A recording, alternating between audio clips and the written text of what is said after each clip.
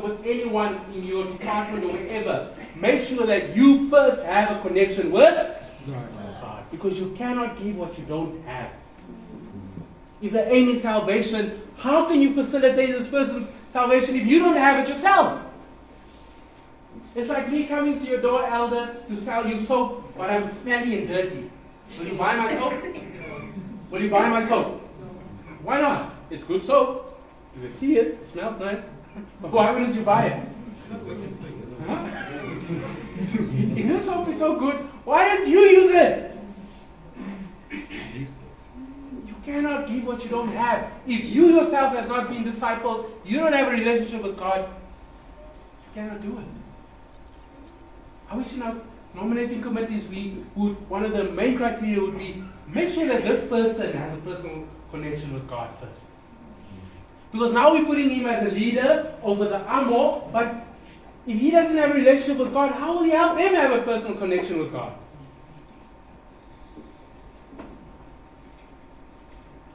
Do you have a growing experiential knowledge of God yourself? Have you experienced a conversion? Have you repented? Have you experienced justification? Do you do Bible study and prayer regularly? Are you being sanctified? Do you have the fruits of the Spirit yourself? Do you have love for Jesus through worship? Do you love others in service? Are you with me? The second PC, the first PC stands for your personal connection with God. What does the second PC stand for? Your personal connection with your disciples. Are you with me? The relationship part that we spoke about. Okay? My personal connection with my youth, or the woman, or the deacons. Are you with me? Okay? And all of that. Do they trust you? Do they trust you? Do you spend time? How can you have a relationship with someone but you've never been to their house? Huh? Finiki says she's my friend, but you know how many times she visited me, huh? It's a new place. She said it's a new place. You get the point? You've never visited the woman as a women's ministry's leader, but apparently you have a relationship with them. You never visited those deacons that you are discipling, but apparently you have a relationship with them. You never sat and visited your Sabbath school teachers, perhaps. But you're supposed to be discipling them and have a relationship with them. My mentor, when I was doing my internship, said in his churches, he would make every church budget. Every year, he would make a budget.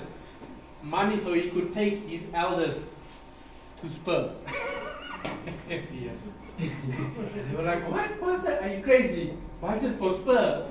He said, yes.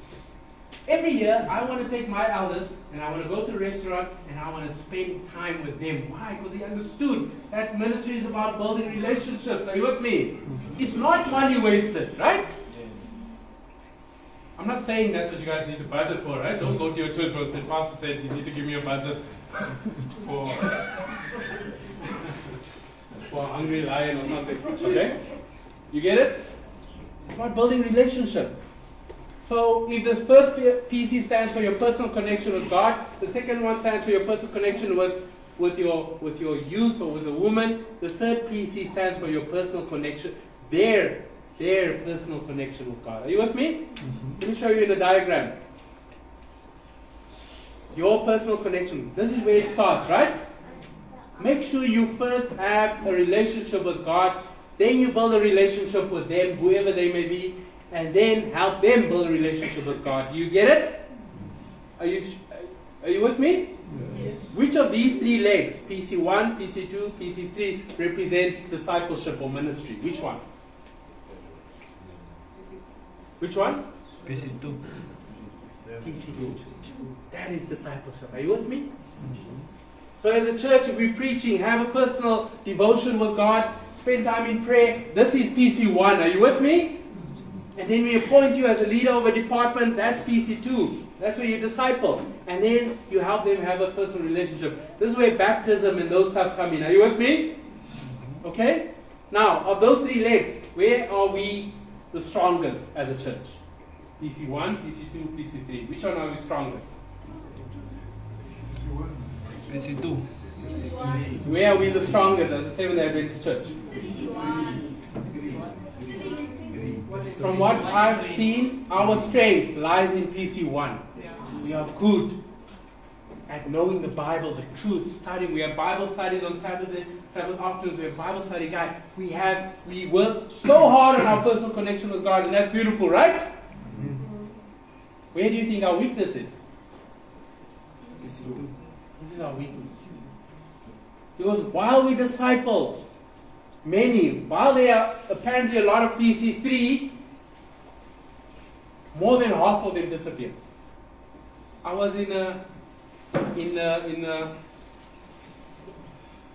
conference in the Philippines. I won't tell you the name of the conference where we were. But one of the pastors boasted and he said, we have a Seventh-day Adventist church every 5 kilometers in this conference. Powerful, right? You know how far it is from here to Pioneers Park? It's about 5 kilometers. They boasted and said, about every 5 kilometers we have a Seventh-day Adventist church. And that sounded amazing because this was a big conference, right? And indeed, when we traveled around, we would see an Adventist church. 5 kilometers later, elder, another Adventist church, right? Adventist churches everywhere. But when I started visiting those Adventist churches, they were empty. On record, there are thousands. On record, there are thousands. But in reality,